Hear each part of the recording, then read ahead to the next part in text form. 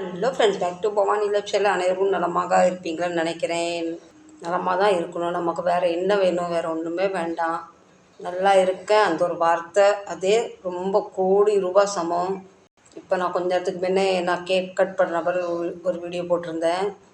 Cake cut பண்ண மாட்டேன்னு சொன்னேன். இவர் தான் ரொம்ப ஃபோர்ஸ் பண்ணி கட் பண்ணு. எனக்கு அந்த நேரம் நான் நிறைய பேசியிருக்க மாட்டேன். ஏன்னா என் மனசு நெஞ்செல்லாம் அடைச்சி போகிற மாதிரி எனக்கு ஃபீல் ஆச்சு. எனக்கு உலகமே 2 பசங்களும் என் மருமகளும் என் பேத்தியும் தான். இவங்க யாருமே பக்கத்தில் இல்லாதது எனக்கு ஒரு பெரிய ஒரு வருத்தம், வேதனை, பாதிப்பு மாதிரி இருக்குது. இந்த 53 வயசில் என்ன சாதிச்சேன்னு கேட்டிங்கன்னா, எதுவுமே பெருசாக சாதிக்கலை. ஆனால் எனக்கு ப்ரொமோஷனுக்கு மேலே ப்ரொமோஷனாக கிடச்சிது. ஒரு தாய்க்கு மகளாக பிறந்தேன். பின்ன ஒரு கணவருக்கு மனைவியாக வந்தேன். பின்ன என் மூத்த பையன் பிறந்த உடனே நான் அம்மாவாக ஆனேன். என் 2வது மகன் பிறந்தோடனே 2வது அம்மாவாக ஆனேன். ஆனால் எல்லாத்தோட பெருசு, இந்த உலகத்திலேயே விலை மதிப்பேற்ற பொருள்னு சொன்னால் என் பேத்தியை பிறந்து நான் கையில் வாங்கினேன் பார்த்தீங்களா, அன்னைக்கு தான் நான் ஏதோ சாதித்த மாதிரி என் மனசுக்குள்ளே ஏதோ இந்த உலகமே என் கையில் இருந்த மாதிரி நான் ஃபீல் பண்ணேன். அந்த தருணம்லாம் எனக்கு மறக்கவே முடியாது. இன்றைக்கி என் பசங்க 2 பேரும், என் மருமகளை விட, என் வீட்டுக்காரை விட, என் பேத்தினா எனக்கு உயிர். இப்போ என் பக்கத்தில் இல்லாதது எனக்கு ரொம்ப ஒரு வருத்த வேதனையாக இருக்குது. என்ன செய்ய, சில சூழ்நிலை, சில காரணனாக பிரிஞ்சு போய் இருக்கிற மாதிரி இருக்கிறோம். ஆனால் என்னோட சின்ன ஒரு ஆசை, என்னோட 55வது வருஷ பர்த்டேயில் என் 2 பசங்க, என் மருமகா, என் பேத்தி எல்லாம் சேர்ந்து என் கூட இருக்கணும் அப்படின்னு ஒரு ஆசை. எனக்கு பர்த்டேனா 2 பசங்களும் எனக்கு கொடுக்குற பொருள் பார்த்திங்களா, பல வருஷம் நான் யூஸ் பண்ணுவோம். அப்படி தான் எனக்கு பர்த்டே கிஃப்ட் தருவாங்க.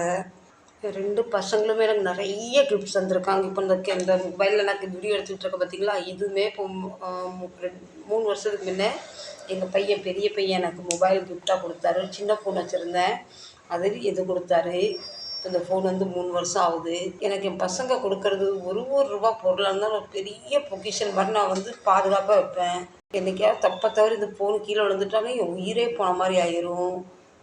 நிறைய ட்ரெஸ்ஸு, நிறைய நகை, நிறைய கிஃப்ட் கொடுத்துருக்காங்க. இன்றைக்கி 2 பேருமே சில ஒரு காரணம், சில ஒரு பிரச்சனைனால 2 பேருமே என் பக்கத்தில் இல்லைன்னு நினைக்கும் போது ரொம்ப கஷ்டமாக இருக்குது. எல்லாத்தையும் விட என் பேத்தி, இந்த உலகம் ஒரு பக்கம், என் பேத்தி ஒரு பக்கம் தான். என் பேத்தி தான் எனக்கு உயிர்.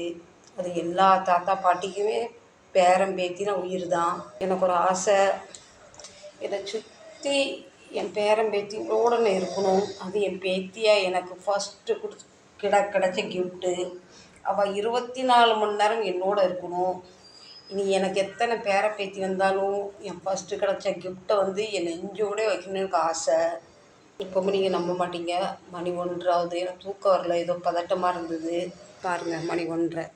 அதே மாதிரி மருமகளும் எனக்கு என்ன வேணும் ஒன்று பார்த்து செய்வாங்க. அது என் குடும்பத்து மேலே யாருக்கன்னு திருஷ்டிப்பட்டு தெரில, அது சொல்ல தெரில எனக்கு.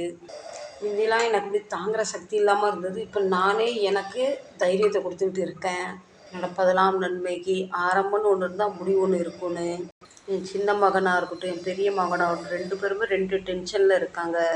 அது மாதிரி இவர் எனக்கு கணவராக கிடச்சது கடவுளாக கொடுத்த எனக்கு ஒரு வரப்பிரசாதம் மாதிரி. 2 பேரும் பயங்கரமாக சண்டை போடுவோம், ஆனால் ஒரு நிமிஷம் சேர்ந்துருவோம் நாங்கள். எல்லாமே இருந்தும் என் மனசு வந்து அப்படியே பாரமாக வெறுமையாக இருக்குது. என்னோட சின்ன ஆசை, எனக்கு சொத்து வேணும், பணம் வேணும், வீடு வேணும், நகை வேணும் கிடையாது.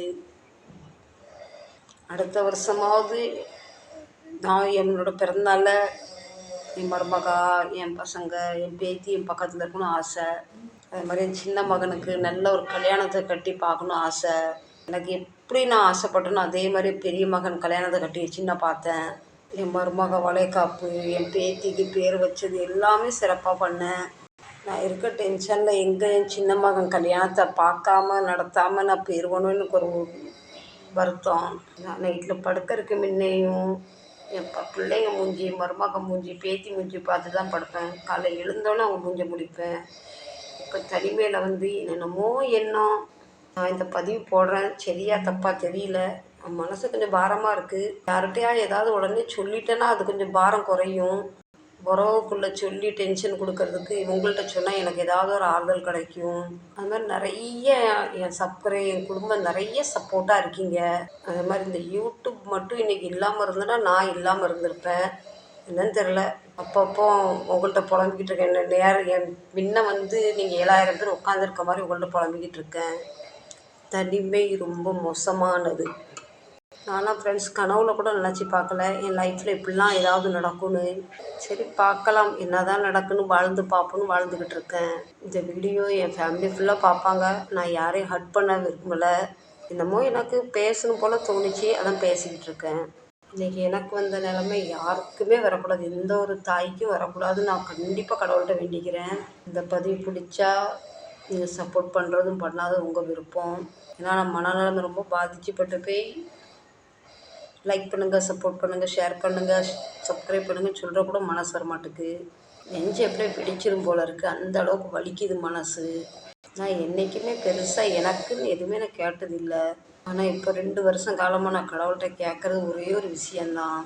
ஆனால் நான் என்றைக்கு இப்போ முருகரை இப்போ இந்த 1.5 வருஷம் வழிபடுறேன் பார்த்தீங்களா, அவர் எனக்கு நிறைய விஷயத்தில் கற்றுக் கொடுக்காரு. நிறைய ஒரு வழித்துணையாக என் கூட நிற்காரு, தைரியத்தை கொடுத்துக்கிட்டே இருக்கார்.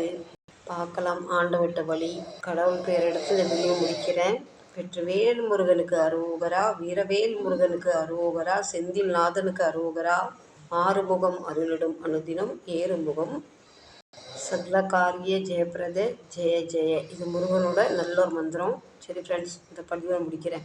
இந்த பதிவை பற்றி நீங்கள் என்ன நினைக்கிறீங்கன்னு கண்டிப்பாக கமெண்ட் பண்ணுங்கள், சரிங்களா?